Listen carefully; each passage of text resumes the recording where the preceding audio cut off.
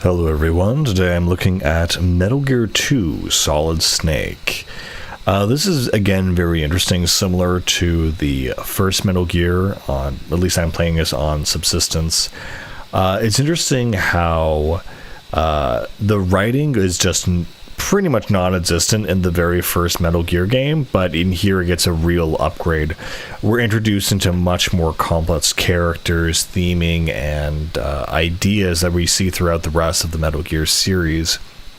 Again, it feels very similar to Metal Gear Solid. There is betrayal of a mentor, there is, of course, Metal Gear, there's a series of similar puzzles, minefields, bosses that you have to go through.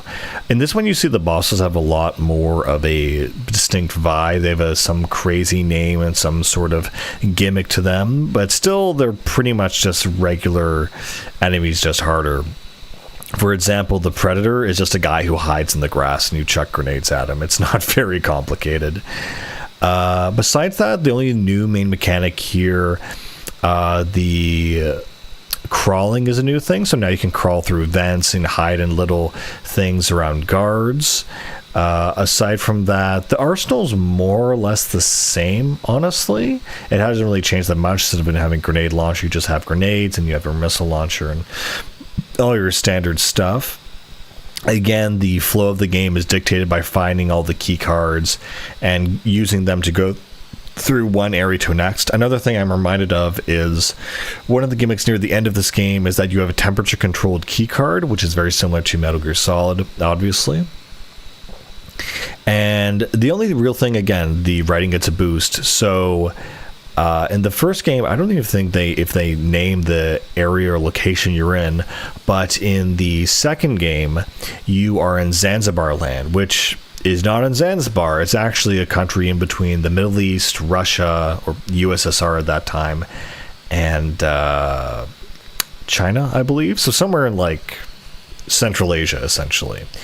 And so Zanzibar land is a nation essentially that has secured nukes where all of its neighbors have dismantled theirs and they've taken out their other nuclear weapons, so it's the sole nuclear player in the area.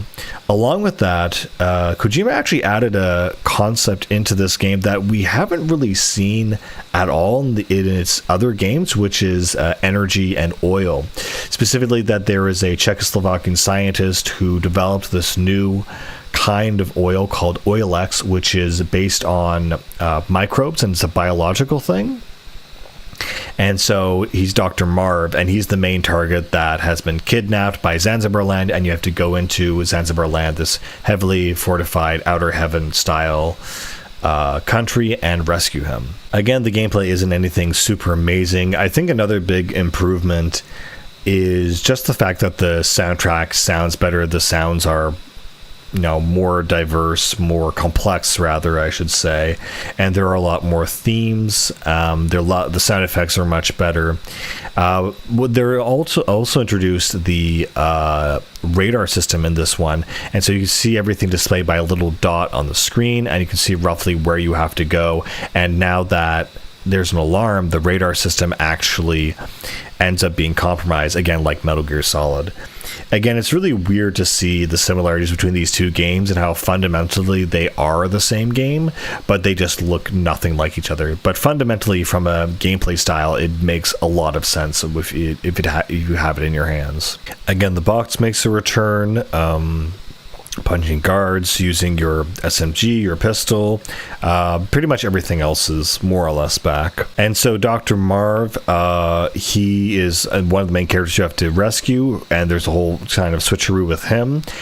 Frank Yeager, or Gray Fox rather, makes a return, and it's funny that they do tie him directly to Foxhound, that it's kind of a big deal that his codename was Fox, seeing that he was one of the best guys at Foxhound with Big Boss before they turned against the United States and the Patriots. And also here, there's kind of like a ironic love romance interest story in which there's a girl called Natasha who is this kind of figure skater for the USSR from Czechoslovakia, and she essentially ends up being one of your main contacts in the base, and it turns out she's actually Frank Yeager's lover, and he's the one who accidentally ends up killing her because of him piloting the Metal Gear.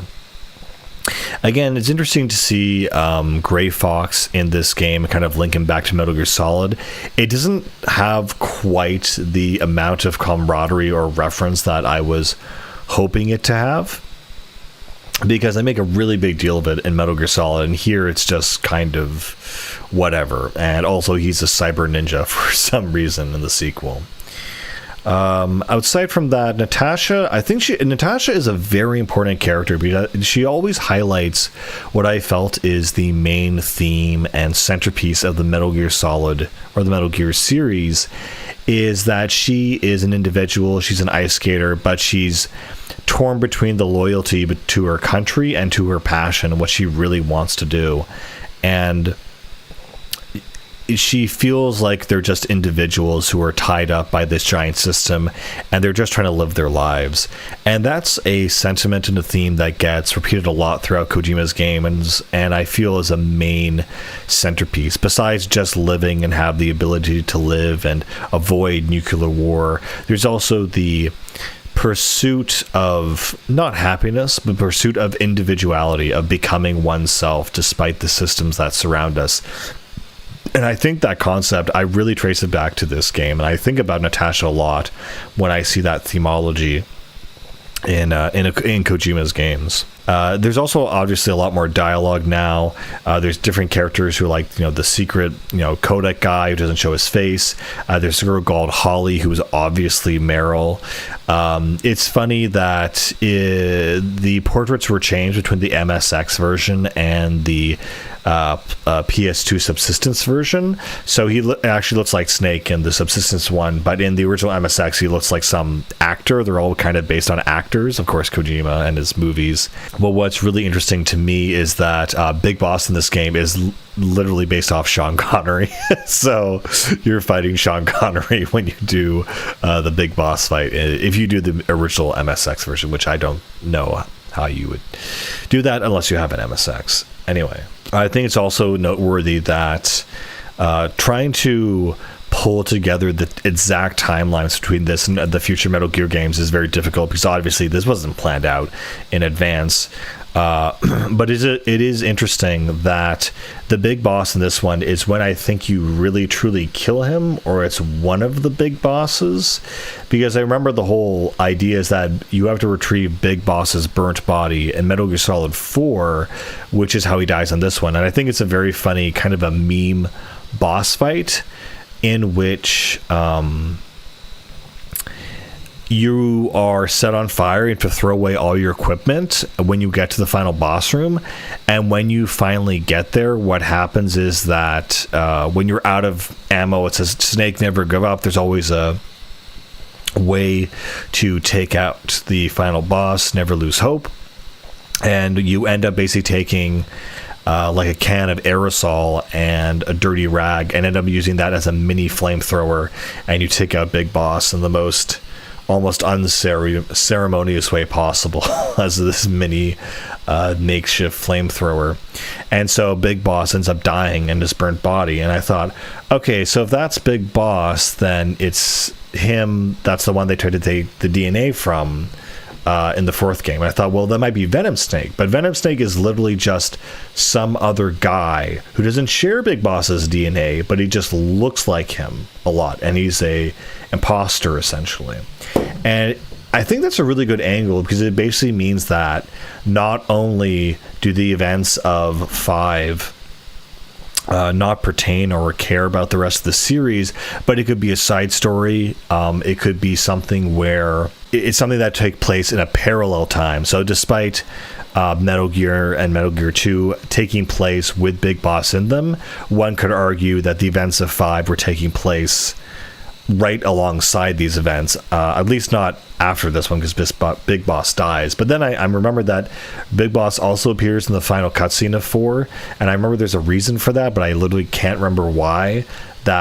Oh, wait a second, no, that's right, because the fake Big Boss in 4, the one in the corpse bag, is actually Solidus. That's his body, I believe. That's how they get his DNA. And so it makes sense that this Big Boss that gets burned to death actually dies, and that would be Venom Snake. So it's after this point that the real Big Boss is still in hiding, who would be John.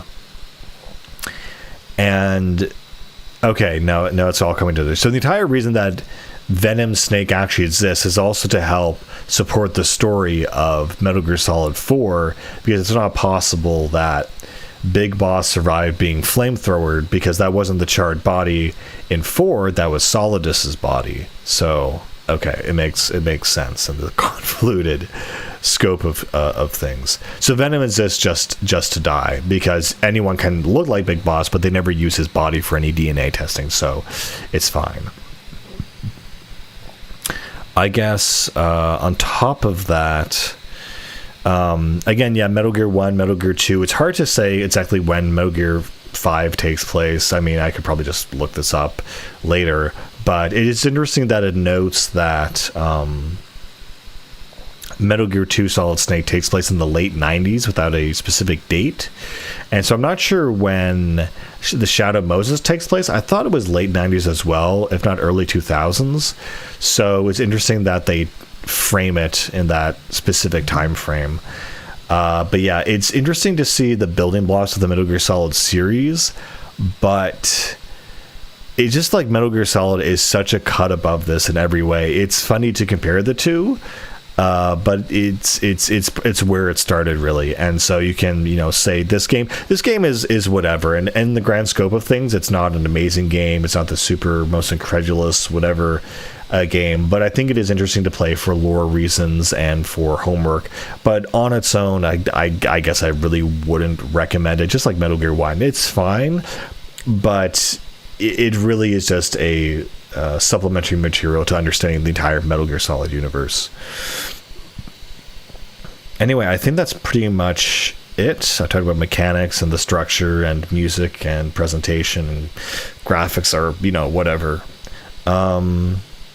Yeah, so I mean, that's pretty much it, and that kind of wraps up. And again, this is a nice tie into the final part of the Metal Gear series, where 1 starts and 1 is kind of the branching point, and then 3 is the beginning. And it's been very fun trying to piece together Peace Walker, Metal Gear 1 and 2 and 5 in this very convoluted stitching of different games. But it's interesting, and it's definitely kind of, I would say, worthwhile.